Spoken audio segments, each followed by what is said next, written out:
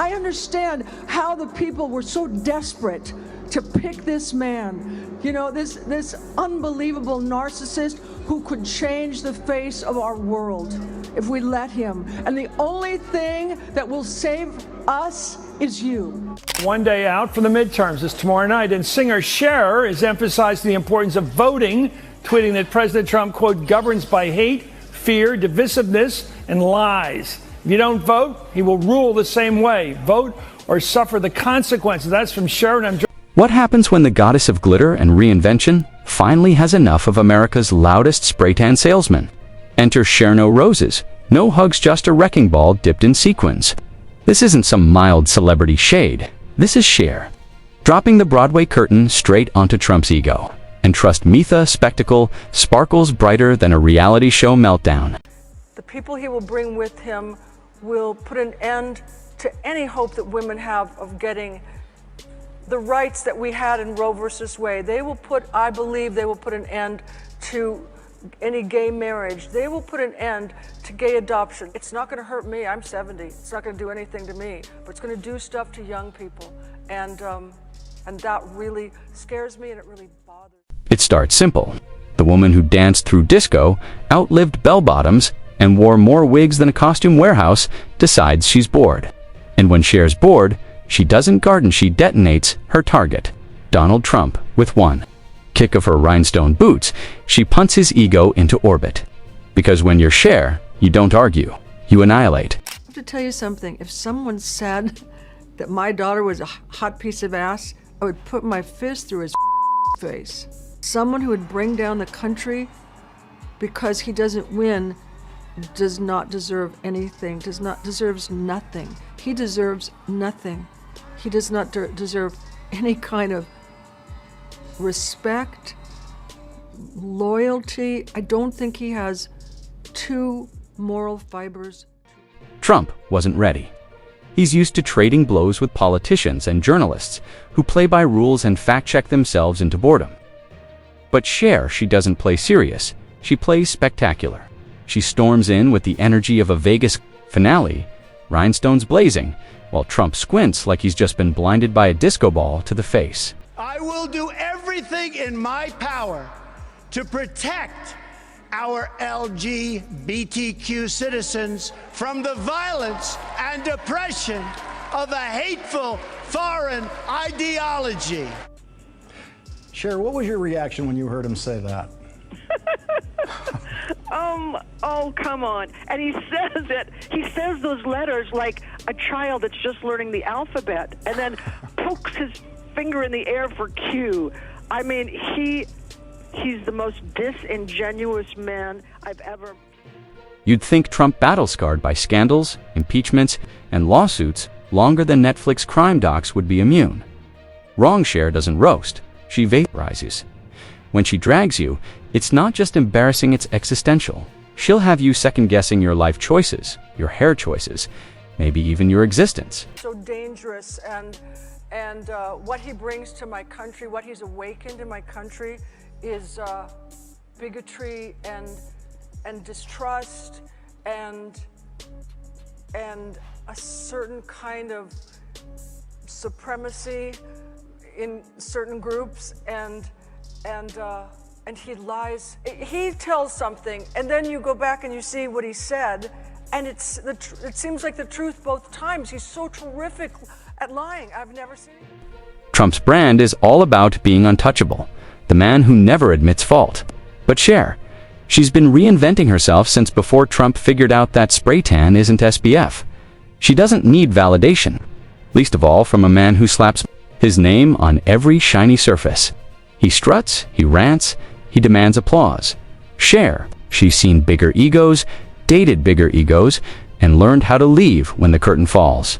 Watching them collide is Broadway elegance bulldozing bad reality TV, and, spoiler alert, Broadway always wins. Like on paper, he looks so good. You know, he was brought up rich. He had a good education. He's got all these young chicks. I don't know how young, but he's got all these young chicks, and he just keeps trading them in on younger chicks. And he's got all this money, and he's famous, and still he's such. And when she does, the internet goes nuclear. Memes, clips, jokes flying like confetti. Cher didn't just throw shade, she staged a full-on halftime show on Trump's fragile pride. His fans tried the usual Hollywood elite dismissals, but deep down they knew. Getting torched by Cher isn't just an insult. It's an event. Even the media couldn't resist. Headlines wrote themselves, while Cher probably sipped tea from a glitter mug shaped like her own face. Because Cher doesn't chase clout, she is clout. My life has been just a roller coaster, and the one thing that I have never done is I never give up. I never give up.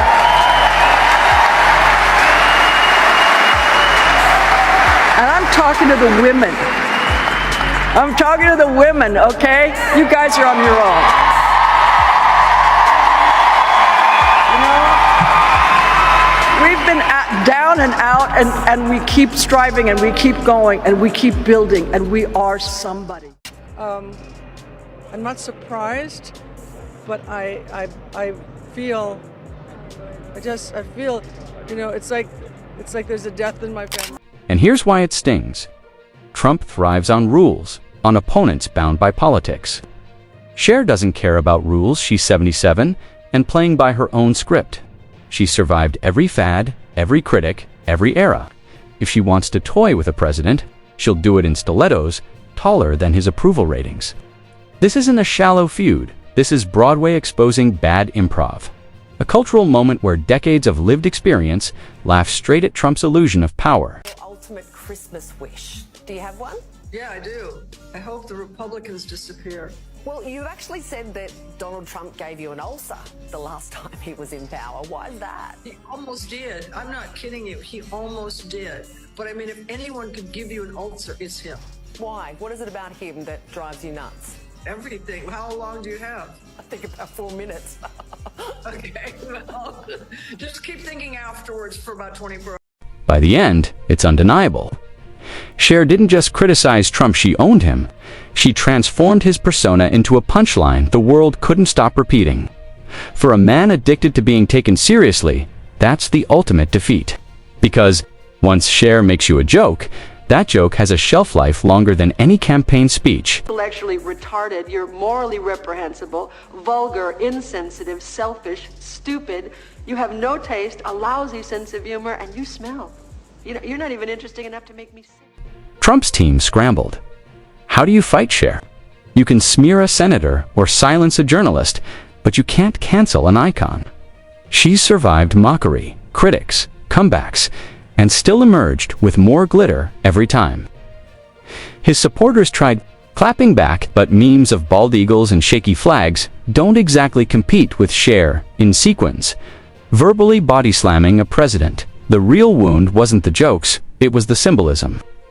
Trump built his life chasing stardom. Cher has been stardom for 50 years. I will be the greatest jobs president that God ever created. I tell you that. Well, you know, I have to admit that I appreciate your directness. And I will try and be as direct and honest with you as I possibly can be.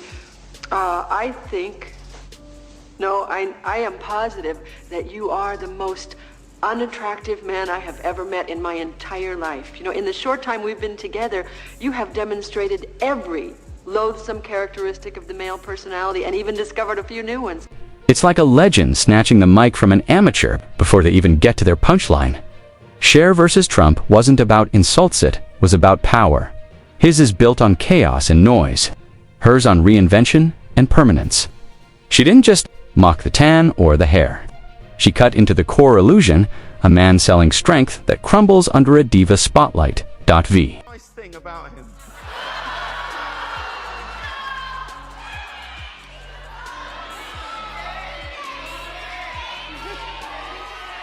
No! What's one nice thing about him?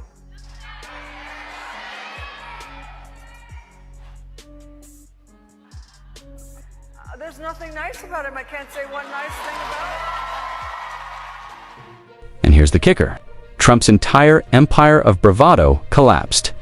The second Cher looked at him the way she'd look at a bad wig load, fake, and better left in storage. For her fans, it was an encore nobody saw coming. For younger generations, it was a masterclass. Cher isn't nostalgic. She's a cultural assassin who out-tames politicians. If your president doesn't care if you live or die, that's a pretty hard pill to swallow, because you're just sitting there going, why isn't someone helping me? You know, I've lived through like 14 presidents, and I never thought that there would be a president that wouldn't care, that doesn't even like Americans. And when she was done, she was done. One line, one strike, one mic drop, and silence. That silence was louder than any Trump rant because it meant she'd moved on. She wasn't even thinking about him anymore. And for Trump, nothing is more terrifying than irrelevance. In the end, Cher didn't just take him down. She reminded the world, legends don't argue with wannabes. They end them with glitter.